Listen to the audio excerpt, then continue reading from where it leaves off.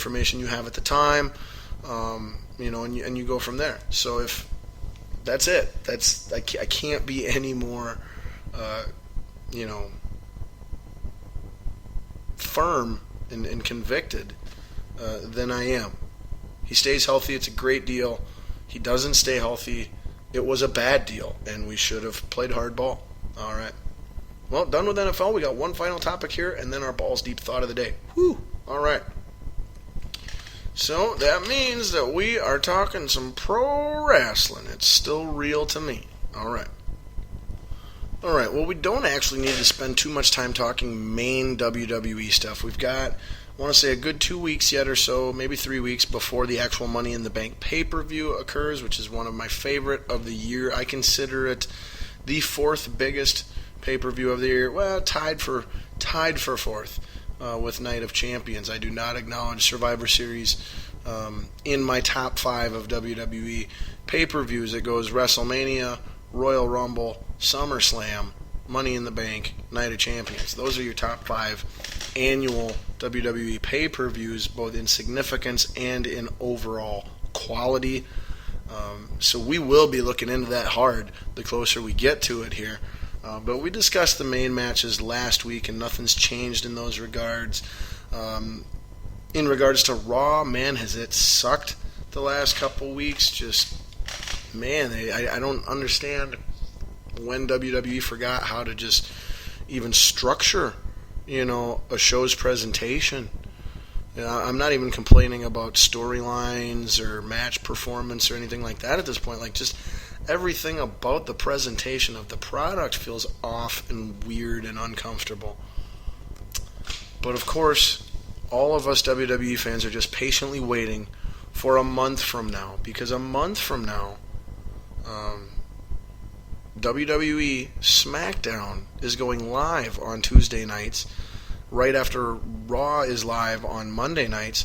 And the week before, so yeah, the June 11th, Monday, June 11th, on that episode of Monday Night Raw, there is going to be the official brand split and brand extension, which means that there will be unique superstars on each show. For example, if you are a John Cena fan, you will have to turn in to SmackDown to watch him and will not be able to see him on Monday Night Raw in the event that whoever, that's what they decide. They will be having, I believe, some kind of draft where who's ever running SmackDown and who's ever running Raw will take turns picking their unique superstars. And they have yet to announce who is going to be running each. I think it is quite obvious that Stephanie McMahon will run one of them and Shane McMahon will run the other. It is my belief that with the whole new era label and push that they are trying to create, and the fact that SmackDown is what is changing and becoming new, that it only makes sense to have Shane, the new person, be tied to running that show. I think if you have Stephanie McMahon, the bad guy who we all like to boo, go to run that show and have Shane run Raw, all you're going to do is have ratings stay the same, with Raw dominating SmackDown, even though SmackDown's going live. You wouldn't be making the change if you wanted it to stay that way, okay? You want SmackDown's ratings to go up, and you want it to push Raw's ratings and challenge Raw and have that go up, and you're kind of trying to conduct in your own WWE world your own controlled, both sides win Emperor Palpatine war, because the most success they ever had from a business standpoint was when its competition, WCW, was at its height. And WWE loves to recycle old formulas that they have seen work for them before. So to me, it's no doubt about it, Shane McMahon will be taking control over SmackDown in a month, and Stephanie McMahon will be controlling Raw, and they will be competing with each other, for ratings. That will be storyline, that they've got this sibling rivalry, and my show's better than your show, and da-da-da, and hopefully we'll get some mixed pay-per-views where, Team Steph's takes on Team Shane, things like that. But again, that is all a month from now, and so all we've really got before then is the Money in the Bank pay-per-view, which is in a few weeks. And like I said, we've discussed the championship match, Roman Reigns defending versus Seth Rollins, the 6 men in the ladder match for the briefcase, Chris Jericho, Dean Ambrose, Kevin Owens, Sami Zayn, Alberto Del Rio, and Cesaro. Was supposed to be a 7-man match, and now they've just conveniently, crossed that out and hoping we forget and don't pay that much attention. So apparently we're not going to find out who the 7th mystery entrant is ever, because they're not going to have one. They're just going to keep it at the 6. At least that's the way it's looking now. We'll have to wait and see. But we will talk more of that in the coming weeks. We got to check in on Lucha Underground. It was excellent as always this week, but even more so than usual. We've got Ultima Lucha Dos coming up here in just 2 weeks. Everything's like 2 weeks away, I know. Ultima Lucha Dos coming up in just 2 weeks on the El Rey Network for Lucha Underground. Do not miss it. Oh my gosh, at the end of this week's episode, I was so very happy to see the lovely, beautiful, talented Miss Carly Leilani Perez, better known to wrestling fans as Katrina, on Lucha Underground. So happy to see her to return to my TV set this week after what was a far too many weeks in a row absence. She woke and resurrected Mil Muertes from the dead in the tomb that he was being held in King Cuerno's house. We've got, I forget her name, Lotus, Blue Lotus or something like that, something Lotus, the female that's in all of the promo scenes with Dario Cueto and that whole big storyline. Even more with the legal Dario Cueto storyline. The match performances were off the hook this week in every match. It was our first ever nunchuck match. Watch it if you haven't seen it already. And if you haven't ever watched Lucha Underground, shame on you, especially if you're a wrestling fan. But if you're not a wrestling fan, you need to sit down and watch Lucha Underground anyway. Like, just watch a random episode. It's only an hour long. If you don't like it and go, wow, yeah, this is actually kind of cool for wrestling. Yeah, okay, cool. Don't ever watch any wrestling, because you won't like any wrestling if you don't like Lucha Underground. But people who don't like what they think of or have grown accustomed to as professional wrestling and what that is as a product, those people can still get enjoyment and entertainment out of the product that Lucha Underground offers. It is so revolutionary and groundbreaking and unique. I just cannot stress it enough. That's why I bring it up every week. Watch Lucha Underground, wrestling fan or not. All right. And then in our final wrestling talk before we get to Balls Deep Thought of the day here, we got to talk just a little bit of NXT. That was also live last night, the NXT TakeOver special event. Can't technically call them pay-per-views. This one was called NXT TakeOver The End of the Beginning. And it was just NXT TakeOver The End for a long time, and then they tagged on the Of the Beginning, on a few things on the actual show. And me and my son are all looking at each other like, what's up with that? What's up with that? But it had 5 matches, and all 5 matches were incredible.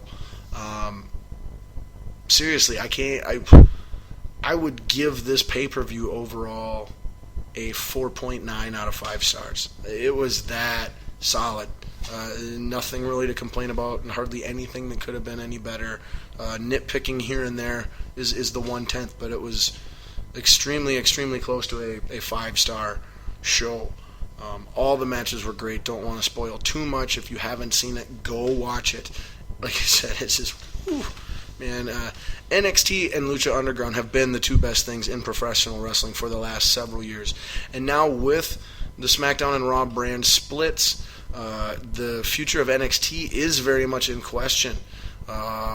It is my belief that they are going to try and take it back to what it was originally created for, and that is to be a developmental league, not this big televised money-making alternative product to your primary product, but a true developmental center where you take young talent that is pretty fresh to the business or new signees and just run them through some quick little, practice training or whatever.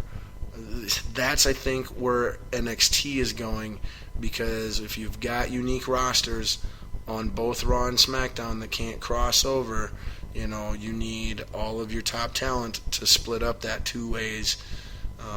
You know, it makes sense, right? So, well, granted, I don't think it's the death of NXT entirely.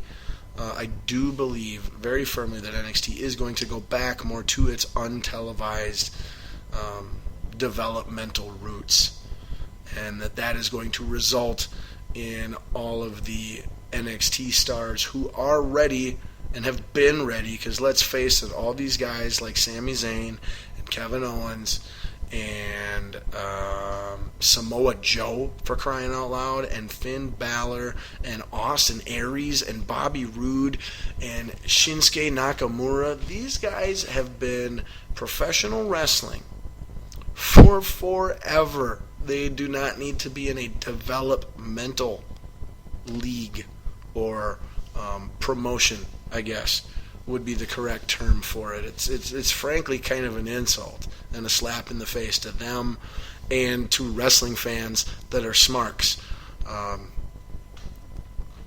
So that's what I think is ultimately going to happen, but we'll have to wait and see. Either way, though, it's an exciting time, because whether things get better or not, the WWE universe knows with certainty that things are going to change. We have actual dates set in place a month from now where that's gonna happen. So like I said, whether they improve or not, we can at least be optimistic and hopeful and excited that things are going to change, and with change comes new possibility. All right. So I think that is a perfect segue from that balls deep statement to close out this show with this week's balls deep thought of the day. But like I said, we are going to keep it fairly quick. So for this week's balls deep thought of the day, I'm going to pose a question to you, and then I'm going to give you my answer on that question, and just a very brief, very, very brief why. And then hopefully you will go on social media, whether it be Facebook, searching Scotty-Ball, or whether it be on Twitter at BDST Show. Hopefully you will then, go balls deep in your own thoughts on the question and tweet me or Facebook message me what your response and thoughts are. But so this week's balls deep thought of the day comes down, it brings us back to the world of basketball. Okay, well, technically it's all sports, all team sports that have where you play series. So the NHL is included in this, Major League Baseball is included in this, and the NBA is included in this. NFL, I guess, has to sit this one out. Sorry, Roger Goodell, your check's still in the mail. But I've been hearing a lot. I hear this all throughout every playoffs when it's one of those 3 seasons. I hear what to me, well, no, let's go this way. All year round, we hear cliches. We hear sports cliches, okay? Some of them have gotten really bad, really obvious, really stupid, and sometimes they're just flat out wrong. But lately, I've been hearing a sports cliche, and it just bugs the heebie-jeebies out of me. And I got to thinking, is that the worst sports cliche ever? And in my opinion, it is the worst sports cliche that we currently use today. And that is, a series doesn't start until the home team loses. That is the dumbest freaking thing I have ever heard in my life. First off, it's completely untrue. A series starts when the clock strikes its first second, or the first pitch is thrown, or whatever, of game 1. Okay, that's when a series starts. So what happens then if, let's say, in this current series, Cleveland Cavaliers win game 4 at home, Golden State wins game 5 at home, Cleveland wins game 6 at home, and then the Golden State Warriors win game 7 at home? Does that mean that there is no champion for this 2016 NBA season because the finals never happened? Because nobody lost on their home court? So the series never started. He said a series doesn't start until the home team loses.